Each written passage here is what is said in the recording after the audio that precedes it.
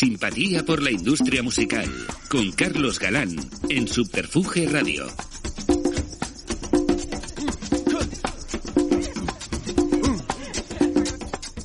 Bienvenidos a una nueva entrega de Simpatía por la industria musical en Subterfuge Radio. Seguimos recabando testimonios de los protagonistas del negocio de la música de las últimas décadas para recibir a alguien que ha estado muchos años al frente de la carrera de alguno de los artistas más grandes de la escena nacional, pues como Hombres G, Javier Álvarez, La Guardia, El Canto del Loco, José Mercé o Manolo Tena, entre otros. De la estirpe de los managers de antaño, de las sombras veladoras. Una persona visceral que ha creído en la profesión y en su vinculación con el artista de manera clara, aunque por circunstancias varias, que ahora veremos, esa férrea relación se torció de manera abrupta hace algunos años. Sin más dilación, recibimos en Simpatía por la industria musical, en el estudio Alfonso Santisteban de la calle Almirante, a la palabra y el testimonio de Carlos Vázquez Moreno, Tibu. Bienvenido, Tibu. Muchas gracias, bien hallados. Muchísimas gracias por aceptar la invitación, es un auténtico placer. Un placer. Genial. Muchísimas gracias. Bueno, ya te hablábamos fuera de micro, que bueno, eras vecino del barrio, que vivías aquí muy cerca de la calle Almirante, la calle Gravina, que nos veíamos y ahora has preferido irte a vivir al campo aprovechando estas circunstancias. Pues fíjate, ¿no? Un poco tuvo que ver con la pandemia, porque yo estoy operado de corazón y entonces estaba ahí como en un de riesgo máximo. Y entonces dije, bueno, casi mejor me quito de en medio, entonces me fui al campo. Ajá. Y la verdad que le pilla el gusto y estoy encantado ahora con las ranas, los pajaritos y paso. Estupendo. Bueno, que sepas que fue poner en las redes que ibas a venir y ha habido un feedback increíble. O sea, sí. Además, el clamor común ha sido ya era hora. O sea, que lo sepas que había muchas ganas, o sea, que por eso el placer es total. Bueno, la verdad es que para conocer tu historia basta con acercarse a ese libro que has escrito, Memorias de un Manager, el libro que publicaste es con Malpaso. ¿Contento de cómo ha funcionado? La verdad es que salió un momento también complicado y me imagino que has podido hacer menos promoción de la esperada, pero... Sí, salió... mira, este libro yo lo terminé más o menos en enero de 2020. Entonces se lo entrego a la editorial. La editorial empiezan a hacer la corrección y tal y cual, pero no la pueden terminar por la pandemia. Y entonces se queda ahí todo paralizado. Yo durante unos meses no sabía muy bien qué hacer, y en el mes de abril, mayo, me llaman y me dicen: Tibo, no hemos podido editarlo, no hemos podido corregir, no hemos podido nada, pero tenemos unas ganas terribles de sacarlo. Si le echas 2 cojones, lo sacamos como está. Y dije, pues vamos, y como está. Es que siempre me ha gustado mucho ese tipo de cosas, ¿no? El salto al vacío, el salto de fe que daban los cruzados. Pues vamos, y entonces empezamos a venderlo. La verdad que el libro ha ido, pues, o sea, para mí ha sido una sorpresa enorme. El libro ha ido muy bien y está yendo muy bien, con su gente a favor, sus detractores, su todo. Pero el resultado es que en ventas está acorde con los tiempos, es un éxito. Subrayo lo de acorde con los tiempos, porque los tiempos están que es un horror. Y no solamente ha ido muy bien, sino que amenazo con que saco una segunda parte para después del verano, ¿no? Una segunda parte mucho más desde el plano personal, de mis vivencias personales, de chico de barrio y cómo la música me cambió, pues la original tendencia que en los años 70 tenían los barrios hacia la posible delincuencia juvenil. Claro, nos criábamos en la calle, ¿no? La música cambia mi vida y mi forma de pensar y de actuar, y lo que previsiblemente hubiera sido una muerte joven, pues no lo fue, y arranqué por otro camino, ¿no? Eso es un poco la base de mi segundo libro, que te digo, aparecerá para octubre, noviembre, por ahí. No, pues deseando leerla, porque bueno, me parece muy interesante lo que dices, porque hablas de música y la verdad es que toda tu vida es música. Y bueno, vamos a hacer un poco un repaso de esta. Bueno, naces en Madrid, ¿vale? Sí. Y desde muy pequeño empiezas a estudiar solfeo, a tocar la guitarra. Cuéntanos cómo fueron esos primeros contactos con el mundo de la música. Pues yo creo que como todos los que empezábamos en ese momento, por ligar. Claro, o sea, había una leyenda. Entonces los futbolistas no eran tan famosos como ahora. Claro. Entonces los que molaban eran los músicos y todos queríamos estar en ese rollito, ¿no? Entonces a mí me surge la oportunidad en el colegio. Montaron una especie de rondalla que yo no tenía ni idea de lo que era la rondalla ni nada, pero era música. Y entonces digamos que los que ya estaban en la rondalla eran como especiales en el colegio, ¿no? Eran los que molaban. Porque aparte de tocar mierdas de estas de la tuna, pues de repente tocaban Blowing in the Wind, ¿no? Uh-huh. Y era como, hostia, qué guay. Y convencí a mi madre para que me metiera en eso. Mi madre lo único que me pidió a cambio es que fuera la bandurria, porque su padre había tocado la bandurria. Entonces me dijo, mira, no, la guitarra, aparte que la guitarra le tenía como miedito por eso, por sexo, sí, droga y rock and roll, ¿no? Me dijo bandurria, que es así como más María Hostil. Y empecé con eso sin ánimo de nada más que divertirme. Y realmente cuando empiezo a plantearme las cosas de otra manera, porque era un coñazo lo de la bandurria, era un coñazo tocando todo el día La Sirenita del Mar. A mí aquello no me motivaba nada, ¿no? Empiezo a plantearme las cosas de otra manera un día como hoy, de lluvia a saco, en el que salimos al recreo y no podíamos jugar al fútbol. Y entonces, entre 4 amigos de la clase, jugamos a ser los Beatles. En la media hora del recreo. Entonces nos echamos a suertes a ver quién era cada uno, y a mí me tocó ser Paul McCartney. Y entonces a partir de ahí, yo no sé por qué, me empecé a creer lo de Paul McCartney y lo de los Beatles, y empieza como una tendencia rara, que yo no sabía que la tenía, a investigar, a saber cosas, a moverme en otras músicas. Pero claro, esto era al principio de los años 70, imagínate la desinformación absoluta. O sea, aquí le hablabas a la gente de los Beatles y no sabían ni quién eran, ¿no? Yo el primero. Sí, sí.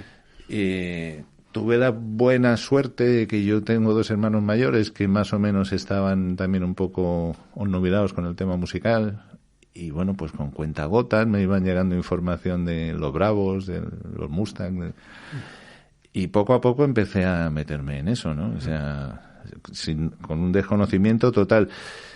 La cosa fue a mayores, y mi madre, a escondidas de mi padre, me matriculó en el conservatorio, porque dijo, bueno, pues que menos que tengas una base, ¿no? Y bueno, pues fue una experiencia altamente positiva, negativa en algunas cosas, pero altísimamente positiva, ¿no? Pasar por el conservatorio. Claro. Bueno, y ya sigues avanzando en el colegio, y una pequeña crisis existencial te hace embarcarte en un viaje a Venezuela, ¿no? Con Franco recién muerto. ¿Cuál fue la finalidad de ese viaje? La finalidad de ese viaje era escaparme de mi casa. Vale. Claro, porque mis padres estaban muy unidos y muy anclados al franquismo, ¿no? Y a toda su ideología, etcétera.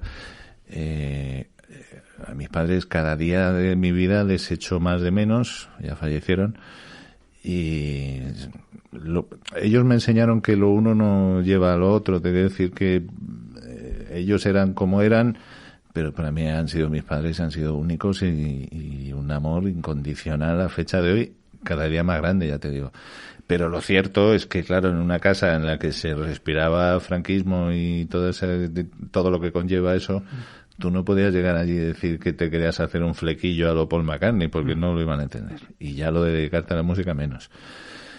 Entonces, dándole vueltas, pensé que yo tenía que salir de ahí como fuera si es que quería dedicarme a la música. Y recordé que yo tenía un tío abuelo, exiliado, un coronel republicano exiliado en Venezuela, del que nunca se hablaba en mi casa.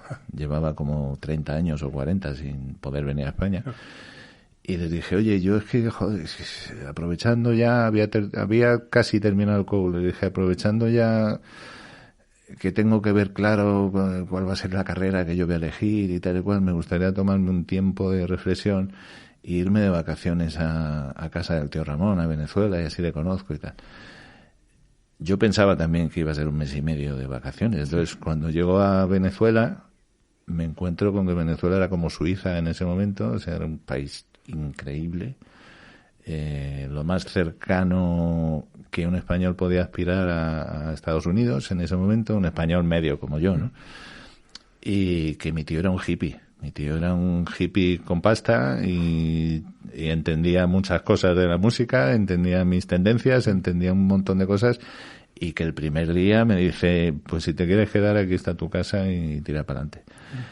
Resultado de aquello, dije, pues ya está, ya la vamos a liar. Y entonces me quedé a vivir allí con ellos, conservatorio en Venezuela. Siempre lo tuve muy claro, lo de formarme, quizá también por darle el capricho a mis padres, ¿no? Y en Venezuela pasé unos años maravillosos, ya tocando, ya era como una moda, ¿no? Sí. Los grupos se peleaban por tener al niño que tocaba el bajo, claro, al niño español, y no lo debía hacer del todo mal, ¿no? Sí. O sea, y curré muchísimo, me lo pasé increíble.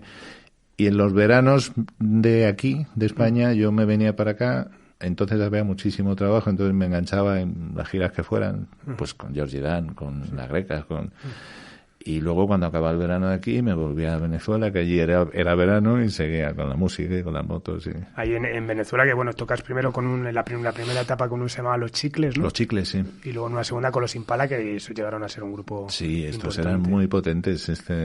Lo que pasa es que eran igual de potentes que peligrosos. O sea, esto es lo de sexo, drogas y rock and roll. Sí.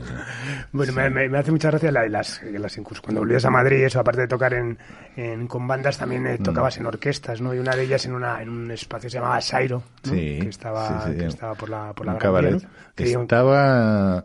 Estaba en los bajos, enfrente a los bajos de la antigua DGS. Y era muy curioso, bueno, los bajos del Cine Albéniz. Sí. Era muy curioso porque era un puticlub en toda regla. O sea, a la gente no iba allí a echar un polvo, pero desde luego las bailarinas y todo esto estaban allí a lo que caía, ¿no? Al descorche. Y entonces yo allí tocaba con las Supremas de Móstoles, que os juro que estaban terriblemente buenas, ¿vale? Eran guapísimas y ahora siguen siéndolo con la edad y son maravillosas. Y entonces tocábamos pasodobles, boleros, en fin, lo que fuera, en aquel cabaret, y cuando salíamos es que estaba la Policía Nacional enfrente, y entonces nos saludaban a nosotros, a las pilinguis, a los clientes, o sea, había un contubernio ahí muy curioso, ¿no? Pero yo ahí, con esta orquesta, aprendí totalmente los fundamentos de mi profesión, que entonces era la de músico, ¿no? Aprendí a respetar los escenarios, los camerinos, a no pedir gilipolleces en los camerinos, y al respeto al público, ¿no? Y que tú estás ahí arriba, tú eres el que lleva el sonajero, entonces, ante todo, el sonajero tiene que sonar, ¿no? Estés jodido, estés contento, estés borracho, estés como sea, tú te subes ahí arriba y hay que respetar eso, ¿no? Totalmente. Bueno, con el primer manager que tienes relación, digamos, es con Javier Gálvez, al que escribes en tu libro como que vivió, folló, bebió y comió como debe hacer un rockero, pero aparte el rock hubiera tardado más en llegar en España sin él. ¿Cómo lo conociste? Es una persona que ha salido en varios muy interesante, ha salido en varias de las conversaciones. Sí. Yo a Javier lo conozco en una de mis vueltas a Venezuela, o sea, a Madrid, desde Venezuela, venía con mi prima y alguien me dice que hay un grupo que se llama Burning, que yo no tenía ni puta idea de quiénes eran, que tocaban en un instituto, en Carabanchel. Bueno, pues me antojó como que molaba mucho y tal, y para allá que nos fuimos mi prima y yo. Entonces, te estoy hablando del año 76, una cosa así. Yo me quedé flipado con cuando vi a los originales Burning, o sea, que el bajista me acuerdo que curraba poniendo pósters de la Telefónica, o sea, de una precariedad todo absoluto, pero lo que había era un rock and rollazo ahí arriba del carajo. Recuerdo en concreto que el bis fue una versión muy sui generis del Johnny B. Good, que yo era la primera vez en mi vida que escuchaba el Johnny B. Good, y entonces se me quedó marcado en el cerebro. Y tanto me impresionó que quise ir al camerino. Y entonces entramos en el camerino. Evidentemente no había ni seguridad, ni backstage, ni nada. Entramos y allí estaban estos con una botella de whisky dick y un gordo con pelo largo, que era Javier Gálvez. Y entonces le pregunté, oye, ¿podría conocer a los chicos? Yo soy músico y tal. Y Javier me abrió las puertas de todo. Es decir, en el momento que le dije yo soy músico, vengo de Venezuela, pero soy español, tal, ¿cómo se mueve aquí el cotarro? Y él fue el que me dijo, vete a los locales de Faico que están ahí en Embajadores, vete al tal, vete a... Y yo estaba flipando con la figura de Javier Gálvez. No hubo ni una sola vez a lo largo de muchísimos años que tuve relación con él que no me atendiera una llamada, que no me facilitara cosas. Era la hostia, Javier era la hostia. Y es verdad que hizo mucho por el rock, ¿no? Realmente fue el... Yo creo que este fue el auténtico... Él y Fernández de Córdoba, que estaba en Burgos. Sí, que es el que monta el festival. Es el que monta el festival de Cochambre. Cochambre, sí. Pero sobre todo Gálvez, ¿no? O sea, toda la zona Toledo, Ciudad Real, Guadalajara, en cada pueblo había un sitio donde programaban rock gracias a Javier Gálvez, que él cogía su maletín y se iba pueblo por pueblo y les convencía de que lo ñu molaba mucho o que yo que sé, Asfalto. Y entonces este era realmente el que promovía el rock en España, ¿no? Sí. Bueno, en una de las vueltas de Venezuela también vuelves a España y empiezas la etapa de Ramoncín, ¿no? Sí. Que es la primera, la primera banda, ¿no? Un poco más estándar que con la que trabajas. ¿Cómo fue? Porque viviste además todo el momento del éxito, ¿no? Del nacimiento de Ramoncín, ese momento así del escándalo. El éxito y el deséxito. Y el deséxito, ¿no? Es que no llegamos a cerrar nunca un concierto, a terminarlo. ¿Cómo lo conociste? ¿Cómo fue...? Pues mira, yo tenía un grupo más o menos establecido, sin tampoco muchas pretensiones, con Javier Vargas, que él acababa de llegar de Estados Unidos. Él venía de tocar con Canet Heat. Es decir, Javier ya tenía un nivel importante. Y entonces nos juntábamos por las tardes en estos locales de Embajadores y tocábamos. Tocábamos con un batería que se llama Enrique Ballesteros, que tenía una Ludwig de doble bombo y parecía un nivelungo así grande y tal. Era muy potente en esa época. Y entonces montamos una movida que se llamaba Cráter, insisto que más con ánimo de permanecer activos y tocando que con el ánimo de buscarnos la vida, a pesar de que Javier Gálvez nos empezó a dar bolos a eso.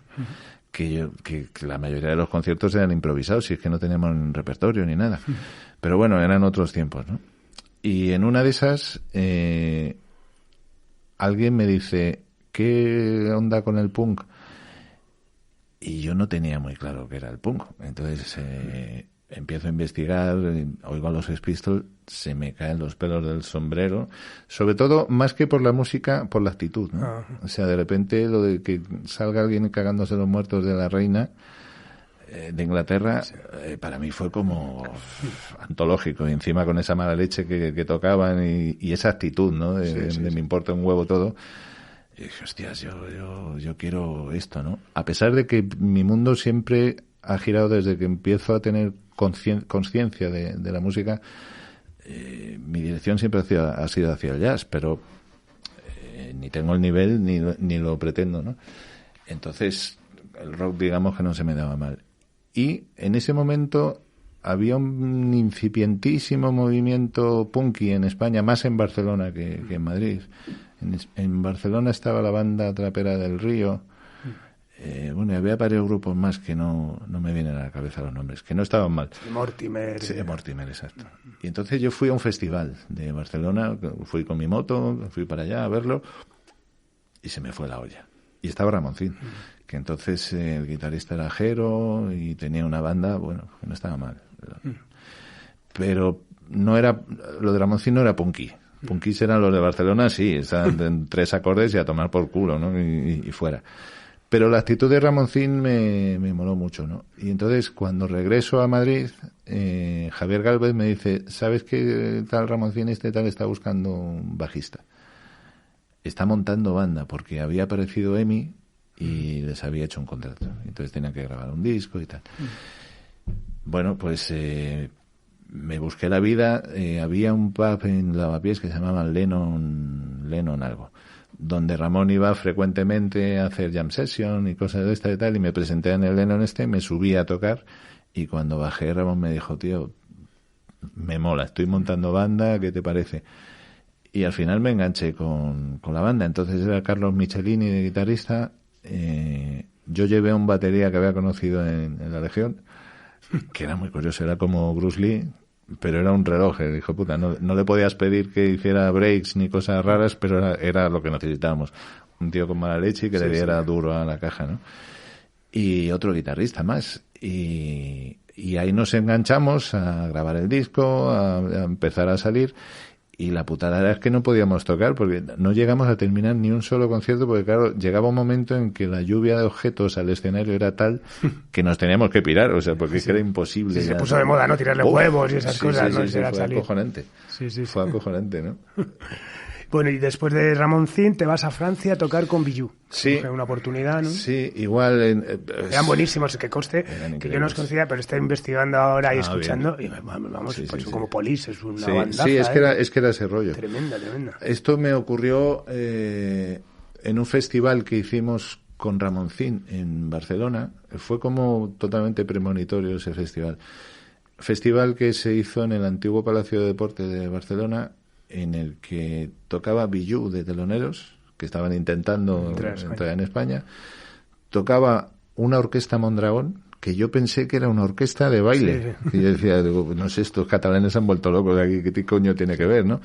Y los terceros éramos nosotros como cerrando la movida.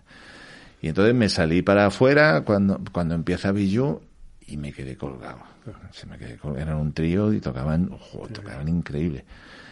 Vale, pues me quedé con la copla. Luego sale la orquesta Mondragón, que no se me olvidará la imagen de Javier Gurruchaga delgado como una farola, vestido con un traje raído que te cagas de novia, y Popocho vestido de novio, todos raídos como salidos de una película gore de estas. Y se hicieron una versión de Walk on the Wallside que yo me cagué así. Yo estaba debajo del escenario y dije, hostia, yo quiero esto. Iba Jaime Stinus tocando la guitarra, era como Carlos Salomar. Todo el mundo habla de esa época de la orquesta. Qué sonidazo, qué increíble, ¿no? Entonces, lo ridículo fue que cerráramos nosotros aquello con el nivel que ha habido antes. Pues salimos nosotros, hicimos lo que pudimos, y para mi sorpresa en el camerino me estaba esperando el road manager de Bijou, que me dijeron, tío, que nos ha encantado la actitud, el rollo, tal. Supongo que también porque de alguna manera eso les conectaba con España. Ellos debían pensar que yo era el Jaco Pastorius español o algo de esto, nada más lejos. Y me dicen que, bueno, pues que su bajista se iba a ingresar en un centro a curarse de cosas y que tenían por delante una gira y que necesitaban un bajista. Y que les apetecía mucho. Yo hablo francés más o menos bien. Y me enganché con ellos y flipé en colores porque yo no sabía claro, entonces no había internet ni había nada. Entonces yo llego a París y el primer concierto es en un estadio. Ellos solos. Y entonces, claro, yo me cagué. Cuando vi aquello dije, pero ¿y esto? Y realmente eran tochos, ¿sí? Eran muy tochos. Tuvimos un par de shows teloneando a Johnny Hallyday. O sea, era una pasada, sí. Estuve pues unos meses con ellos. El bajista se curó, o no. Y curiosamente cuando llego a España me llama el que era manager de la orquesta Mondragón y me dice, ¿te apetece? Y dije, joder, yo aquí el concierto de Barcelona, menos mal que no estaba la Maja Vishnu o cosas de estas, porque al final me hubiera encantado, por cierto. Sí. Y con la orquesta tocas, ¿no? También sí, con la orquesta. ¿Es el primer disco o...? Estaban en el primer disco, El primer disco, que es fabuloso, sí. Estábamos ahí en el primero. Y lo bueno, además de la orquesta, digo la Maja Vishnu, pero lo que sí llevábamos era el trompetista a Stephen Frankiewicz. Llevábamos al trompetista de la Maja Vishnu, al original, ¿no? Javier siempre ha llevado unos musicazos, quizá con mi excepción, pero... tocar con la orquesta Mondragón en lo musical era una experiencia única. Total, única, o sea... Total. Yo creo que la percepción de la gente está un poco desvirtuada primero de lo que eran y de lo que es Javier Gurruchaga, y además ya no solamente como showman, ¿no? Sino la cultura musical que tiene. Es una cosa y cinematográfica, o sea, Javier es una enciclopedia. Totalmente, es una enciclopedia. Sí. Y luego Javier, hay dos Javieres, ¿no? Uno está el personaje, claro, que yo lo mataría 24 horas al día, Y luego está la persona que me la comería a besos 24 horas al día también. Entonces tiene una dualidad ahí brutal, ¿no? Por cierto, también vive aquí por el barrio. Sí, aquí al ladito. Sí. Bueno, tanto como en Ramoncín, como en la Orquesta Mondragón, como en Bijou, tocas, digamos, como de bajista de sesión, digamos, llamémoslo así. Pero ya con Banzai ya montáis la banda, ¿no? Ya es una banda hecha, es la explosión del heavy metal. Es con Salvador Domínguez, ¿no? Sí, esa fue también una experiencia, quizás que mi vida ha estado plagada de casualidades, ¿no? Yo después de la experiencia de Ramoncín decido que estoy hasta las pelotas de soportar los egos y las vanidades de las estrellas, ¿no? Ten en cuenta que yo había alternado también, insisto, pues con de repente Georgie Dan hacía una gira de un mes en España, necesitaban un bajista y yo me enganchaba ahí. Siempre había sido un mercenario. Lo que pasa es que, los artistas son muy caprichosos y muy ingratos, ¿no? Entonces yo estaba un poco hasta los cojones y como mi vida siempre ha girado en torno a la música y a las motos, realmente mi pasión han sido siempre las motos. O sea, me hubiera encantado haber sido piloto profesional. Lo que pasa es que se me daba mejor tocar el bajo que montar en moto y bueno, pues al final tuve que decantarme. Pero en ese caso dije, pues voy a montar un taller de motos. Yo estaba corriendo y haciendo de extra en películas, caídas en moto y cosas de estas. Y estuve 2 años separado de la música. Y entonces coincide con la explosión de Miguel Ríos, explosión que fue muy rápida además. Y resulta que es que la hija de mi socio tenía muchos años más que yo y tenía una hija que estaba tremenda y yo me la quería ligar y no sabía cómo. Y esta chica me dice, cómo me gustaría ir al concierto de Miguel Ríos, al del Rock and Ríos. Ajá. Y entonces yo, para hacerme el chulito, le dije, pues yo conozco a Salvador, al guitarrista. Pues así fue. Le llamo pensando que ni se iba a acordar de mí ni nada. Y me dice, sí, vente para acá. ¿Pero dónde te has metido? Te he estado buscando. Digo, ¿me has estado buscando? Claro, seguimos hablando de cuando los teléfonos eran el de Gila. Sí. ¿Vale? Sí. Es decir, localizar a un tío era labor de la Gestapo, vamos, básicamente. Y entonces nos presentamos en el concierto y ya Salvador me dice, tío, estoy montando Banzai. Estamos en esto. Y yo me resistía y al final no me pude resistir y acabé tocando el bajo con Banzai y cerré el taller de las motos y emprendimos el camino con Banzai. Banzai quizá llegamos un par de años tarde, es decir, nosotros llegamos cuando Barón Rojo ya eran enormes, cuando Bush ya eran enormes y empezaba la movida madrileña, que fue así como un recambio rápido. Y el heavy estaba empezando a entrar en una especie de decadencia y previsible. Aparece Banzai, que tampoco éramos heavy al uso, y ocupamos un sitio más que digno y muy prestigioso, por cierto, pero en Banzai había más prestigio que negocio, ¿no?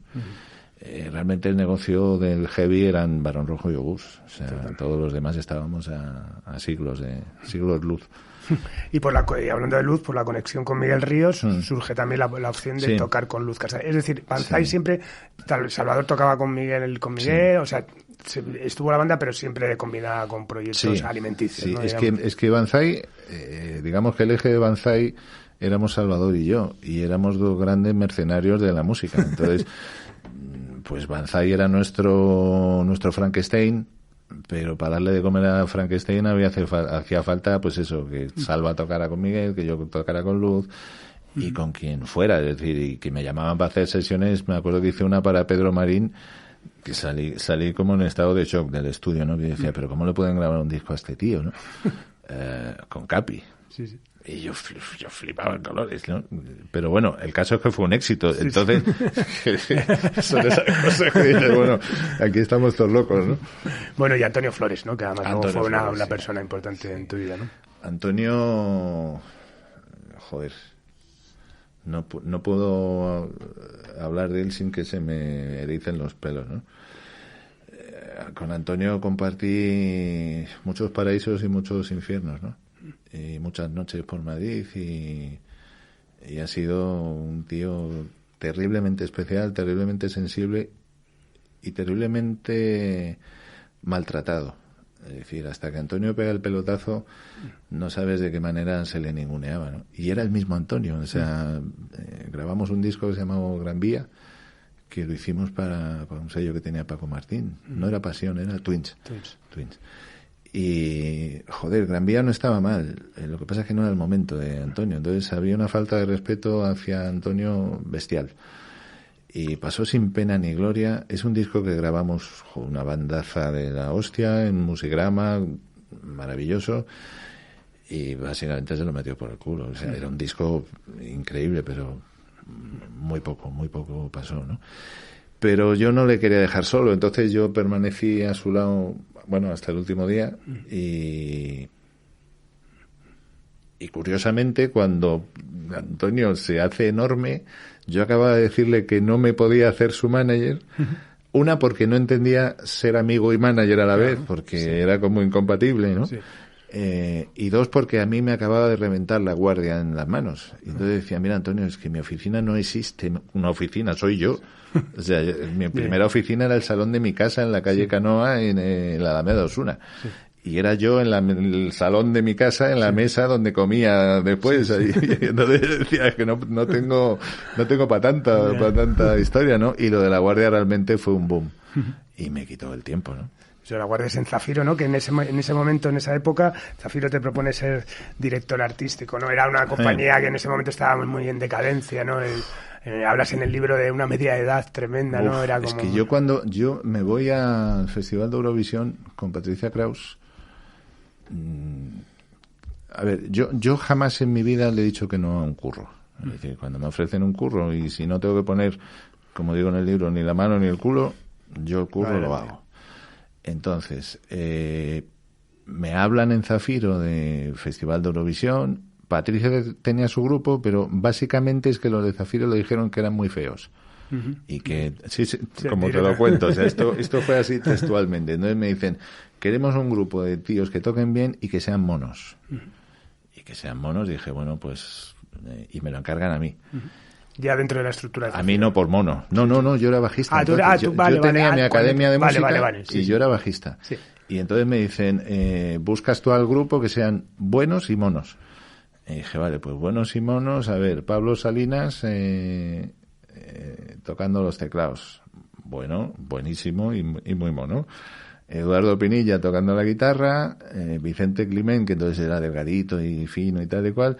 Y montamos el grupo, les encantó, nos vistieron de quién era, de Valentino, nos hicieron una performance allí curiosa, y nos fuimos más por la experiencia, porque además pagaban una mierda, y nos fuimos más por la experiencia de ir al Festival de Eurovisión que por nada.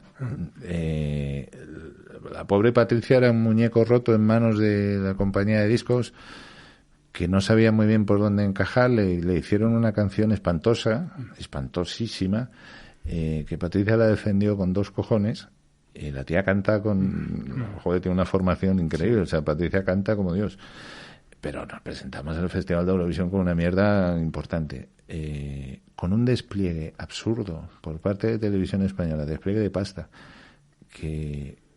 por parte de Televisión Española y por parte de Zafiro, pero bueno, ese es el gran dilema que yo mantengo, ¿no? O sea, no sé qué importancia puede tener un festival de Eurovisión si lo comparamos con los gastos que conlleva hacerlo, que son desmesurados, o sea, son increíblemente desmesurados y no tiene ninguna ventaja, es decir, nadie se acuerda de quién va al Festival de Eurovisión, es una mierda. Sí. Entonces, bueno, el resultado de esto es que en el camino de ida, que era entonces, estaba entrando él como director artístico, que era Toni Parera. Toni Parera me dice que la compañía está regular, todo esto en el avión tomándonos un whisky. Y será que él ya llevaba 2 whisky más o lo que sea, y me dice, es que me mola tu rollo, de tu actitud, cómo has organizado el grupo. ¿Qué te parece si nos vemos en Madrid a la vuelta de esto y hablamos sobre qué opinión tienes tú de una compañía como Zafiro y tal? Me dije, vale, de puta madre. Pero como una conversación así normal. Entonces, cuando volvemos a Madrid, habiendo quedado los penúltimos, que era previsible, como siempre, gracias a Grecia que nos dio 12 puntos, y llegamos a Madrid Y de esto que me acordé dije, voy a llamar a Tony Panera. Y sí, joder, y tal, y quedamos. Entonces ellos estaban en la plaza de Cuzco, en una oficina enorme y tal y cual. Y yo cuando llegué allí era más una residencia de ancianos, con todos mis respetos, porque eran todos, viejas glorias, al final eran glorias, quiero decir. Y entonces me presentan a Carmen Grau, y esto es tal cual yo te lo voy a contar. Hola, yo iba lleno de cadenas, ¿vale? Porque en ese momento era el momento tal, ¿no? De cuero, cadenas y tal. Y Carmen Grau era como Lali Sol de Villa, ¿sabes? Era una cosa así como muy, no sé, doméstica. Y me saca una foto de Javi, el de los Pecos, y me dice, lo que hay que fichar son cosas como esto, chicos guapos. Con Javi de los Pecos a día de hoy tengo una amistad tremenda y un respeto tremendo, pero el momento no era el de Javi de los Pecos, o sea, y más si quería reflotar una compañía. Claro. Era un momento más combativo, mucho más guerrillero, ¿no? Y yo flipé con aquella escena de... Pero Carmen Grau se jubilaba ya la semana siguiente. Y entonces... Bueno, Carmen Grau quiere decir que era del Opus Dei, ¿no? Era como sí. A ver, tenía la foto de Javier de los Pecos y otra de Jesucristo, de no sé qué Cristo, de todos los muchos que hay, pues al lado. Y detrás un crucifijo. O sea, eso era, pero la compañía entera era así, ¿eh? Sí. O sea, eso que dicen de no solamente Carmen Grau, no ya, cojones. Ahí había olor a santidad por todos lados. Sí. Y Tony Parera me dice... ¿qué te parece si hacemos un binomio? Yo me dedico a los sabandeños, a María Dolores Pradera y al catálogo este que tenemos aquí, que era un catálogo acojonante, pero muy antiguo. Para que te hagas una idea, yo tengo el máster, me lo regaló Esteban García Morencos, que era el presidente de la compañía y dueño.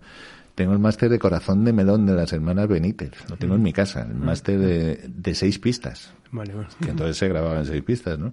Pues eso era el catálogo de Zafiro y Chapa también. Ajá. Cosa que me chocaba mucho. Que una compañía tan conservadora, tan conservadora estuvieran allí los de Chapa. Y decía, bueno, pues no lo sé. Y entonces nos cambiamos a la calle Silva, precisamente por tener un concepto un poquito más indie. A un sitio más pequeño, más reducido, y entonces ahí es cuando llega Luis Melero, primero como consejero y luego ya entró como director general, y intentábamos renovar todo, ¿no? Pero de todas maneras hay una frase que a mí se me quedó grabada por parte de Esteban García Morencos, el presidente. El día que Zafiro deciden ficharme allí en las oficinas de Cuzco, yo vuelvo a ir con mi pinta que llevaba. Que precisamente por eso me habían fichado, o sea, claro, entonces, bueno, pues dije, no hay nada que ocultar. Y entonces, textualmente, Esteban García Morencos, que era un viejito muy amable y tal, me da un abrazo y me dice, estamos muy contentos de que estés en Zafiro a pesar de que seas músico. Y dije, hostias, si fuera vendedor de colchones, entendería que fuera a pesar de que, pero un músico, no sé, como que podría molar, ¿no? Y bueno, pues esa frase luego la entendí, por la pérdida de objetividad que tenemos los músicos. Normal, sí. Bueno, y hablabas antes de ese exitazo que generas ahí en Zafiro, que es La Guardia, ¿no? Cuando brilla el sol. Sí, La Guardia se genera a pesar de Zafiro. A mí estos chicos vienen a verme yo tenía una academia y tienda de discos. Es que para mí fueron tiempos muy, muy alocados. Pues yo tenía una academia de música en la calle San Bernardo, que también tenía tienda de instrumentos. Teníamos 500 alumnos. ¿Vale? Wow. O sea, eso para mí era un disparate de la hostia. Y por las noches grababa con Antonio Flores ese disco Gran Vía, y de vez en cuando hasta me daba tiempo a salir y tomarme una cerveza. Y en Zafiro yo la única condición que puse es no quiero cerrar la academia, o sea, yo sigo con mis cosas. No me pidáis un horario. Yo vengo aquí, reporto, enseño maquetas, me muevo y lo que hago es cazar talentos más que currar dentro de la compañía, ¿no? Y lo aceptaron y fue maravilloso. Entonces yo conozco a La Guardia a través de 091. Manolo España era el chico de los coros de 091. Ajá. Y lo conozco y Y el mismo día que conocí a 091 venía Manolo con ellos en la furgoneta y yo me quedé flipado con el carisma de Manolo, ¿no? Yo ni le había oído cantar ni nada, pero me quedé flipando con la propuesta del tío, ¿no? Y los 091 se encargaban de echarles tierra a La Guardia. No, a La Guardia son muy feos, son muy cutres. Y decía, hostia, pero dejarme... Y un día se conoce que Manolo habló con sus compañeros y un día de lluvia como hoy aparecen los de La Guardia, que efectivamente eran muy feos, pero ¿y qué? Aparecen en mi tienda para pedirme un cartón, esto es así, sí, tal cual, para pedirme un cartón porque estaba lloviendo y entonces tenían las suelas rotas. Y entonces se estaban mojando los pies, entonces me pidieron unos cartones y ya el batería, Emilio, me dice, ¿tú eres activo, no? Sí. Me dice, mira, es que estamos moviendo una maquetilla, ¿qué tal? Pum, y me dan la maqueta del Mil Calles. ¿Vale? Yo escucho eso, me vuelvo loco, y digo, hostia puta, y me voy a Zafiro y les digo, tíos, esto. Y no lo veían. Entonces, no, era como, no, esto que, como decían, country de Sierra Morena. Yo decía, tío, que esto es la hostia, pero que es muy bueno, de verdad. Era una maqueta impecable. Y no lo veían. Entonces les pido permiso para moverlo en otras compañías. Le dije, tío, yo es que creo mucho en esto y me gustaría ver, vale, empiezo a moverlo en todas las demás y tampoco lo veían. O sea, fui a Polygram, fui a CBS, en todas y era como pop de lo mismo, tal. Y hostias, y ya vuelvo a insistir en Zafiro. El único que lo vio, pero llegó tarde, fue Servando. Servando Carballar me lo llevó a poner hasta difícil, ¿vale? Porque los chicos, claro, era Servando en ese momento, ¿no? Entonces era como, oye, que nos ha llamado Servando y tal. Y dije, no me toquéis los cojones ahora, porque Servando lo que quería era llevárselos él. Sí. Y entonces se lo planteé a Zafiro como una especie de ultimátum. Me dieron 800.000 pesetas, que con eso no se grababa ni una maqueta. Vale, esas 800.000 pesetas incluían mis hoteles de bajarme a Granada a ensayar con los chicos. Por supuesto no había productor, tuve que ser yo el productor, porque no había pasta para un productor. Y entonces, bueno, pues yo hice de productor, hice de todo, me los traje a Madrid a grabar a Musigrama, que grabábamos por la noche. Me hicieron un favorazo Pepe Loches de la hostia. Y como no había dinero para hoteles, compramos unos colchones de goma espuma y los metí en el salón de mi casa, que luego fue mi oficina, y entonces los chavales dormían ahí y comíamos bocadillos, porque nos gastábamos el dinero que nos habían dado en el estudio. Claro. Vale, al año habíamos vendido 500.000 discos. Ya ves. No. Acojonante. Bueno, se acaba la etapa de Zafiro y empiezas a trabajar con los hermanos Heredia, ¿no? En Producciones Heredia. ¿Cuáles fueron tus primeros proyectos dentro del mundo del management? Pues yo había montado ya mi oficina que se llamaba Tupelo Management, que nunca un nombre fue más desacertado, porque aquí nadie sabe lo que es Tupelo. Claro, entonces pensaban que era una peluquería, es que era acojonante, ¿no? Sí. Y bueno, cuando La Guardia, en el tercer disco, yo produje el primero y el segundo, en Mil Calles y Cuando Brille el Sol. Y eras el manager de La Guardia. Y era el manager, sí, el manager porque ellos quisieron que yo fuera el manager, o sea, que yo nunca quise ser manager. Sí. Lo que pasa es que ellos no se fiaban de nadie y me dijeron, Tibu, contigo. Y dije, bueno, pues contigo. Y yo me acuerdo, yo no tenía ni puta idea de a quién llamar, de qué hacer, ni puta idea de nada. Es como si me das ahora mismo los mandos de un Jumbo, pues igual estaba. Entonces, bueno, pues empezamos un curro intenso. Lo primero que les hice fue un show en Bácara, ¿se llamaba? ¿O Bácara? Jácara, eso. Jácara, y llenamos 2 días, ¿no? Que fue como, hostias. Sí. Y a partir de ahí mi teléfono empezó a sonar. Ya no era yo el que llamaba, ¿no? Sino que ya éramos un negocio y entonces empezó a sonar. Pero bueno, cuando La Guardia sacan el tercer disco, que era mucho más blues y mucho más otra historia, entran ahí como una especie de cuesta hacia abajo. Y León Heredia me dice, oye, ¿por qué no te unes a nosotros y montamos una oficina de rock y tal y cual? Porque ellos hasta ese momento eran los 2 hermanos mayores, Tito y León, que entendían de otros tipos de música y de otras historias, y les molaba pues abrir una oficina de rock. Y entonces dije, venga, lo hacemos, y me uno a ellos en la calle Montera, teníamos el despacho, hicimos Foro Management, teníamos a La Guardia, fichamos a La Trampa, a Ole Ole, la última andadura de Ole Ole, y una serie de artistas que además me permitió el estar con ellos, pues de repente viajar con el Fari, ¿vale? O sea, cuando el road manager se puso malo, que se comió varios bolos seguidos con el Fari, fui yo. Y entonces, claro, viajar con el Fari era una experiencia religiosa. Era eso y Santa Teresa de Jesús era lo mismo. Le organicé varias giras a Juan Pardo que fueron fantásticas. Y realmente yo con los Heredia aprendí los entresijos reales de cómo se venden los bolos, de a quién se le venden, de cuándo, estamos hablando de hace 30 años, de cuándo un concejal te tiraba la caña para ver si entrabas y te pegaba una mordida, así de claro, concejal, alcalde o quien fuera, cosa que no estaba mal visto en aquel momento, y es más, creo que ni siquiera era ilegal.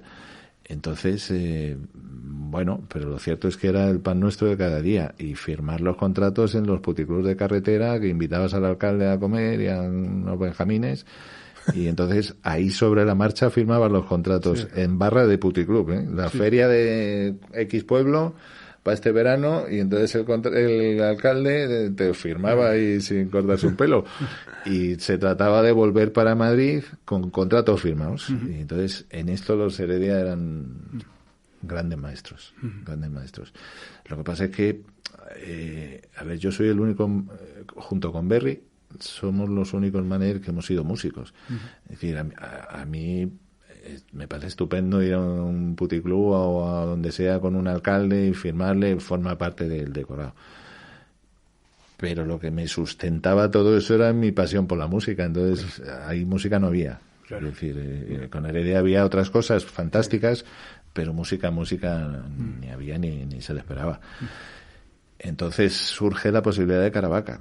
Exactamente, con Distar, ¿no? Con Distar. Y ahí mi mundo da un giro de 360 grados y ahí ya flipé en colores. Era un momento además, joder, es que el poder de los managers era bestial, ¿no? Sí. Bueno, aquí tuve la oportunidad de tener a Alfredo Fraile, que luego nos dejó el pobre y tal, pero Manolo Sánchez, ¿no? Tony Caravaca, bueno, hablábamos de Gálvez. Caravaca era Dios. Dios, ¿no? Sí. Era Dios. O sea, era para mí fue un sueño. Es decir, yo realmente no entendía por qué Caravaca quería que yo estuviera en su escudería. O sea, esto me viene a través de Ricardo Ortiz, que entonces era director de marketing de EMI. Ricardo es el que le dice a Caravaca: oye, hay un tío que se llama Tibu, tal, que lo mismo mola. Y Caravaca tenía una asignatura pendiente, que era montar una oficina de rock, de pop. Porque la gente del pop y el rock no se fiaban de Caravaca, ¿vale? Era un poco el padrino. Entonces tenían ciertas reticencias que luego la vida me demostró que eran muy falsas. Es decir, Caravaca evidentemente era un tío todopoderoso, pero un tío de una generosidad y de un buen rollo. Yo a él le debo mucho, le debo muchísimo, no tendré vida para pagárselo. Y entonces Caravaca, su asignatura pendiente siempre fue ser alguien dentro del pop y del rock, porque él quería competir en las ligas de Mecano, Miguel Bosé y tal. Cuidado, él llevaba a Emilio Aragón, llevaba cosas muy tochas, pero los otros no le hacían caso. Entonces él quería estar ahí y dijo: bueno, pues contigo. Y me dijo: mira, ahí tienes una mesa y un teléfono y ponte a currar. Y dije: ¿de pasta cómo hablamos? Y me acuerdo que Caravaca me dijo: de pasta aquí no vas a tener problema. Tú pide y se lo dices a mi asistente y empieza a navegar. Entonces hicimos una pequeña sociedad, él y yo, y nos pusimos ya a manejar a Javier Álvarez. Es cuando se hace TTC, ¿no? Que ya es como un spin-off de Distar, ¿no? Sí. Y entonces, pues eso, Javier Álvarez, Aute, la Orquesta Mondragón. Vamos a ver un poco todo eso. Sí. Vuelves también incluso a trabajar con Javier Gurruchaga, ¿no? Sí. Sí. Que en su etapa ya como bueno, ¿sigue siendo Orquesta Mondragón? ¿O sigue siendo orquesta? A ver, sí, Javier sacó varios discos en solitario que no le fueron... O sea, el tema de tener la marca es importante, ¿no? Es decir, como Rafa Sánchez sacó un disco en solitario y que era fantástico, buenísimo, o como los de David Sumer en solitario, son geniales, pero lo que funciona realmente es la marca. Totalmente. Y entonces ahí le pones La Unión y mola, le pones Hombre G y mola. Se lo quitas y no mola, y el mismo disco además, ¿no? Y es curioso. Y entonces Javier Gurruchaga viene de hacer un disco que había pasado muy desapercibido, que era El Huevo de Colón. Incluso había tenido un programa en la tele y todo eso. Y yo me siento con Javier aquí al lado, en la antigua Río Frío de Colón. Y me siento con Javier con una propuesta muy en firme. Caravaca en ese momento era Dios en las televisiones, ¿vale? Entonces Caravaca me dice, ofrécele un programa en la tele. Y dije, ¿pero qué programa? Y me dijo, ofrécele un programa que lo va a tener, que tú no te preocupes. En ese momento Caravaca está haciendo VIP Noche, VIP Guay, VIP Mediodía, VIP La Hostia, el Circo de Televisión Española, estaba haciendo todo. Entonces, lo único que hacía era levantar un teléfono, quiero un programa para Caravaca. Y yo me siento para Caravaca, para Gurruchaga, me siento con Javier, le digo esto y le dije, pero yo no quiero a Gurruchaga. O sea, sí como para entrevistas y como tal, que claro, pero para shows y para discos y tal, lo que mola es la Orquesta Mondragón, tío. Y me dijo, vale. Y entonces, para mí fue una ilusión, como si me hubieran regalado esa colección de Madman que tienes ahí. Fue flipante. O sea, que yo fuera el manager de alguien con quien había compartido tanto escenario y tal. O sea, enloquecí. Y entonces ahí emprendimos una etapa muy amplia de artistas, Manolo Tena, o sea, un montón de... Javier Álvarez, Manolo Tena, Aute, como decías, y David Summers, que además empiezas a viajar a Latinoamérica, ¿no? Es con casi los principios. Bueno, en general, ¿cuál ha sido tu relación con Latinoamérica? Porque has ido, ¿no?, muchísimas veces y con muchos artistas después, ¿no? Mi relación más que con Latinoamérica, que por defecto se extiende a todo el continente, fue con México. Es decir, la primera vez que yo aterrizo en México, se me va la olla y me cambia la vida. Y dije, este es mi sitio. Sí, o sea, me fascinó, me volví loco. Y entonces, a partir de ahí, yo lo único que hacía era buscar excusas para volver a México. Entonces, yo venía a España y daba unos coñazos interminables a los empresarios de México para que me hicieran caso y que me hicieran 2 bares con, yo qué sé, con Javier Álvarez, imagínate. Y entonces, tener la excusa para volver a México y seguir allí y estar... Tanto es así que al final, en mi etapa de Aire de Música, yo monté una delegación en México, con 6 personas currando y tal, porque para mí siempre fue como lo más de lo más. ¿Qué ocurre? Que, claro, estás en México, pues al lado tienes Venezuela, Colombia, tal, y es un imperio. Lo que pasa es que tú sabes exactamente como yo, porque la gente se fascina mucho con este tipo de cosas, ¿no? Los que hemos sido independientes, lo digo por ti y por mí, porque yo me he cruzado contigo y si no contigo con alguien de tu compañía conmigo. En aquellos caminos, la soledad de estar tú con un maletín e ir a buscarte la vida a un continente en el que no tienes ni puta idea. Esa soledad cuando llegas luego al hotel de decir, ¿habré hecho el negocio? ¿No lo habré hecho? ¿Qué cojones es esto? Y te acuestas llorando diciendo... qué mierda, en España está mi gente y yo estoy aquí. Hostias, es duro, ¿eh? Sí, todo lo que tiene de fascinante México, pero lo tiene es durísimo, porque aparte es empezar de cero, ¿no? Claro. Ahora está en internet, que no, los lazos son más, pero aún así es durísimo, porque lo mismo que es cuando dices un grupo de México, no, que queremos probar en España, es como muy, muy difícil, aunque tengas ahí números y tal, ¿no? Bueno, sigues haciendo, me imagino tendrás además un montón de anécdotas de Latinoamérica, pero bueno, sigues haciendo cosas con Distar y como una gira de Julio Iglesias, que esa me encanta, que estaba patrocinada por La Casera. Por La Casera, sí. O sea, ¿cuántas caseras se vendían, ¿Cuántas gaseosas para hacer una gira? Pues sí, curiosamente. Había 2 opciones. Era o La Casera o Chorizo Revilla. Que era más duro. Y entonces había muy poco glamour en ambas, ¿no? Y recuerdo que Julio, cada vez que íbamos a subir al escenario y veía un rótulo enorme en neón que ponía La Casera te trae a Julio Iglesias en concierto, me miraba y me decía, hostia, Estivo, se me hace un poco duro.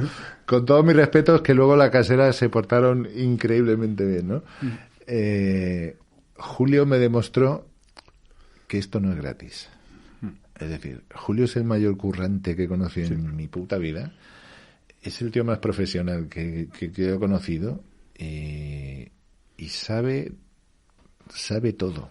O sea, sí. es increíble. Lo de Julio Iglesias no es que merezca mi respeto, merece 100 monumentos en el mundo. O sea, sí. es increíble. Sí. Es increíble. Y luego es un gran disfrutón. O sea, luego Julio es de una generosidad que le sobrepasa y muy divertido. Sí, aquí tú y yo tuvimos la oportunidad de tener a Alfredo Fraile y claro, nos contaba más cómo lo hicieron al principio y es un ejemplo de trabajo, mira, que lo hablamos de Latinoamérica, esa soledad, pero vamos, de ir ahí a tocar en... Hombre, Alfredo se lo ocurrió a unos niveles, lo de Alfredo además fue un acto de fe. Total. Bestial, porque yo al final empecé con David Summers, pero claro, pero los hombres que en América eran los Beatles latinos, y era verdad, verdad a día de hoy. Y entonces se me abrían más puertas que Alfredo, sin duda, porque Alfredo llegaba y decía, yo soy el de Gwendolyn. Sí, muy bien. Claro. Bueno, y después llega Tantango, que también es un éxito. Sí, a Tantango me llegan desde México, fíjate, por estas casualidades. Hay un hotel en el DF que se llama Fiesta Americana, que yo creo que todos hemos pasado por ahí. El Hotel de las Estrellas, de la publicidad. Y estábamos allí con David Summers, que actuábamos en el Metropolitan esa noche. Grabábamos un disco en directo. Y bajo y me encuentro con un bajista que yo conocía español, que estaba con Nacho Cano haciendo el auditorio. Hombre, ¿cómo estás? Y tal, joder, qué casualidad, qué coincidencia, ¿no? A veces lo del destino es posible que sea así. Y digo, ¿qué haces? Y me dice, oye, Nacho Campillo está volviendo con Tantango y están grabando unos temas que son la hostia. ¿Por qué no me llamas cuando vuelvas a España y tal y cual? Y hice lo mismo, llegamos a España, le llamé, quedamos en... ¿Cómo se llaman esos estudios que estaban en Villaviciosa, tan famosos, que ya no existen? Quirios. Quedamos en Quirios, que estos estaban allí grabando una maqueta, y flipé. Y flipé en colores. Y pasó lo mismo que con La Guardia, ninguna compañía los quería, pero Virgin sí. Entonces Lidia Fernández me dijo, yo los quiero. Y ahí estaba el @los.com y pum, y otra vez pelotazón gordo. Y por esa relación con Virgin aparece también José Mercé, que es una persona importantísima, ¿no?, en tu carrera, ¿no? Sí, exacto.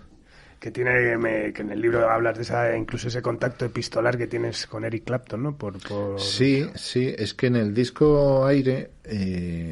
que digamos, o sea, José ya llevaba una carrera de discos larga antes de estar conmigo, pero era una carrera de discos de flamenco, que eso tiene otro nicho, ¿no? O sea, realmente cuando José entra en las grandes ligas es en la etapa de Virgin, cuando le produce Vicente Amigo ese primer disco, y ahí arranca, ¿no?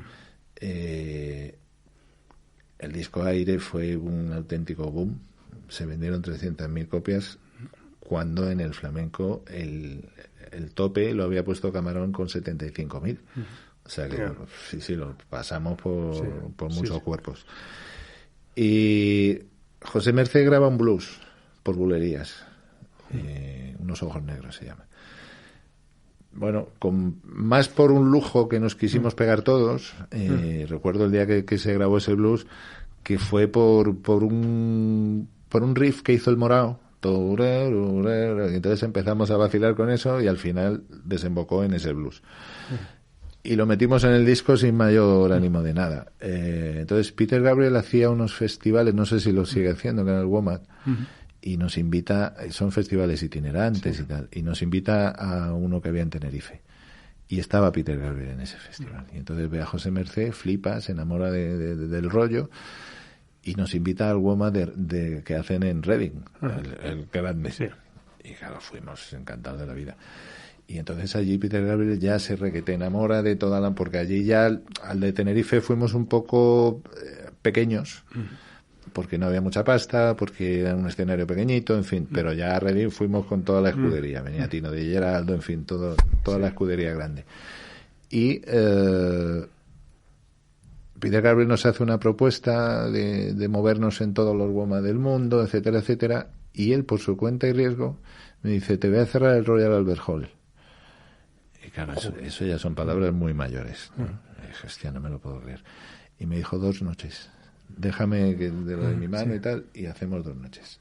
Bueno, pues hicimos 2 noches, y cuál no fue mi sorpresa, que la primera noche nos llega un telegrama de Eric Clapton, que lo debe conservar José todavía, en el que dice: tu blues me ha parecido sublime, lamento mucho no poder estar contigo esa noche, pero seguro que encontraremos una ocasión de poder tocarlo juntos. Qué bueno. A todo esto José Merced no sabía quién era Eric Clapton. Y entonces me dice, claro, yo cuando me ve que yo estaba a punto de levitar, me dice, pero ¿y este quién es? Y digo, José, este es Dios, este sí que es Dios. O sea, y te está diciendo además que te acaba de bendecir. O sea, el propio Dios te está bendiciendo. Y bueno, él nunca le dio mucha importancia, pero imagínate para mí lo que fue aquello, ¿no? Bueno, llega el regreso de Hombres G, todo el boom, que la repercusión en España y Latinoamérica. Hablábamos antes de lo importante que es la marca y esos discos de David Summers que no funcionan porque discos no están... que eran maravillosos, pero se llamaban David Summers. Sí. Y tú les convences, o sea, me imagino que sería duro para David tener que decirle, oye, que no funciona tal, eso vamos a volver a hacer... Fíjate que yo creo que parte un poco de él. Es decir, yo con David soy su manager en solitario durante 8 años. Lo que pasa es que la sombra de los Hombres G era tan enorme. Nosotros no parábamos de tocar sobre todo en Estados Unidos con David Summers, pero la única condición que nos ponían siempre era David Summers y debajo poner Hombres G.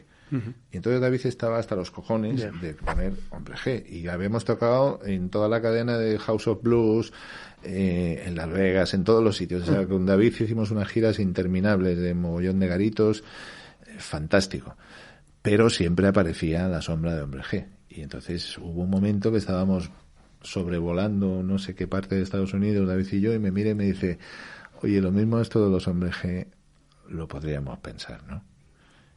Y me dice, ¿tú crees que tendría repercusión? Digo, no te imaginas. Entonces llegamos a Madrid, se reunieron los 4, nos fuimos a comer al Thai Garden, y me dijeron, ellos no me conocían a mí, o sea, David fue el que les dijo, este es nuestro manager, o por lo menos va a ser el mío. Entonces, si queréis que tengamos cada uno un manager, va a ser un chocho, entonces este va a ser el mío.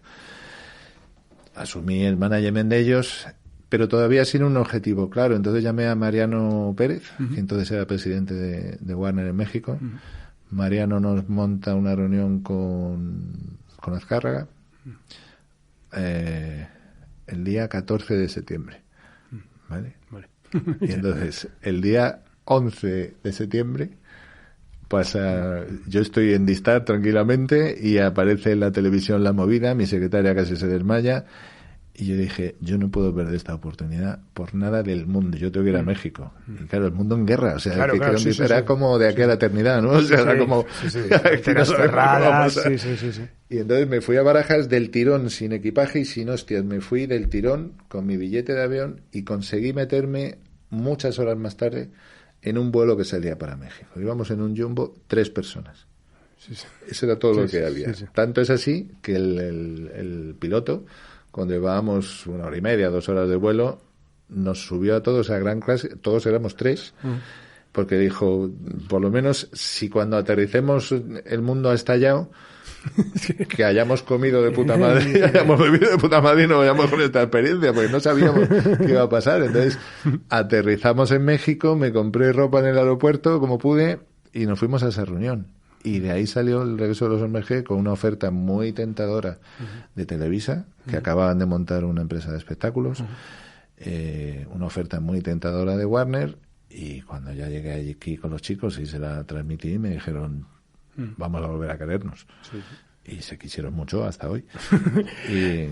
Bueno, hablando de la época de los Hombres G, bueno, hablas de que como los he sufrido también, hablas de un concierto con 40 principales en el que acaban pagándote, o sea, que era bueno, todos estos conciertos eran promocionales, siempre te pedían acciones promocionales, bueno, tu negocio, etcétera. Pero bueno, no voy a ese en concreto. ¿Cómo ha sido tu relación general con las radios, con los medios?